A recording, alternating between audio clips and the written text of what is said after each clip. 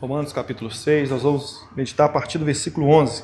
Assim também vós, considerai-vos certamente mortos para o pecado, mas vivos para Deus em Cristo Jesus, nosso Senhor. Versículo 12. Não reine, portanto, o pecado em vosso corpo mortal, para lhe obedecerdes em suas concupiscências. Nem tampouco apresentei os vossos membros ao pecado por instrumento de iniquidade, mas apresentai-vos a Deus como vivos dentre os mortos e os vossos membros a Deus como instrumentos de justiça. Amém? Irmão, Paulo, antes dele entrar nas questões práticas da vida cristã, ele vai falar que tanto judeu, tanto aquele que não é judeu, todos os dois povos são indesculpáveis diante de Deus. Todos os dois povos. No capítulo 3, ele fala que não existe nenhum justo, não há ninguém que busque a Deus, todos os homens estão opostos à vontade de Deus por natureza. No capítulo 4, ele vai falar que não existe salvação por meio de obras. Se alguém é salvo por meio das obras, por fazer alguma coisa, se algum indivíduo agrada a Deus por meio de obras, ele está recebendo a Deus algo que ele fez por merecer. Só que a salvação ninguém faz por merecer. No capítulo 5, Paulo ele já vai falar que o homem, por causa de Cristo Jesus, através da fé, ele tem paz com Deus.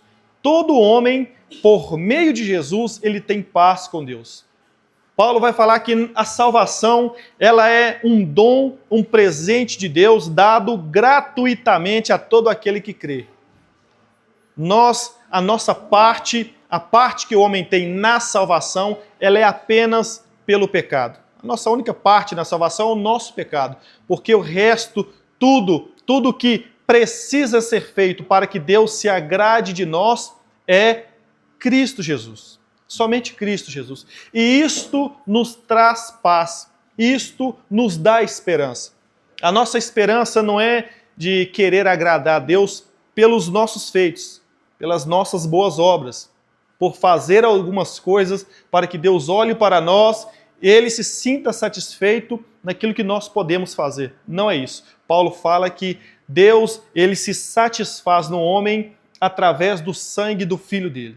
Então nós compreendemos que a salvação ela é inteiramente do seu início ao fim, começo e fim, dado gratuitamente por Deus, por meio de Jesus, através da fé.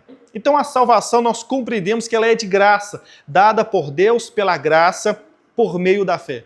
No capítulo 6, Paulo, sabendo disso, Paulo fala, então já que a salvação ela é pela graça, já que eu não preciso fazer nada para ser salvo, Romanos 6:1, nós permaneceremos no pecado, então, já que a salvação é pela graça, porque quanto mais pecado eu tiver, mais a graça de Deus ela aumenta na minha vida. Paulo fala, de maneira nenhuma. Nós entendemos que a salvação ela é de graça, dada por Deus, todo o mérito da nossa salvação, ela é do início ao fim, toda a glória a Deus que Ele começou, é Ele quem termina essa obra maravilhosa, a obra da salvação. Só que nós, como salvos em Cristo Jesus, salvos pela graça, salvos pela fé, entendendo que todo o mérito da nossa salvação não vem de obras que nós podemos fazer, vem da obra consumada do Filho de Deus, Jesus Cristo, nós temos que compreender uns pontos importantes, que aquele que é salvo, ele se santifica.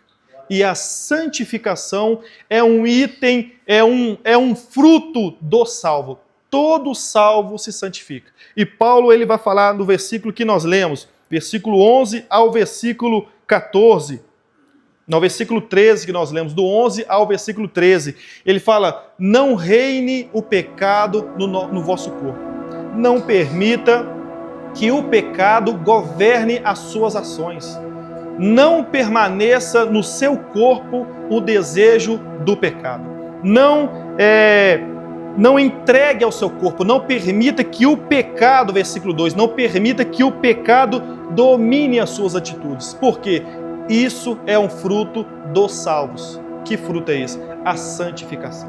já que nós somos salvos pela fé, já que isso veio de nós pela graça de Deus, já que nós temos isso como algo que veio do Senhor, nós temos que, como salvos, viver em santificação, como diz o versículo 12, não permitindo que o pecado governe as nossas ações e as nossas atitudes.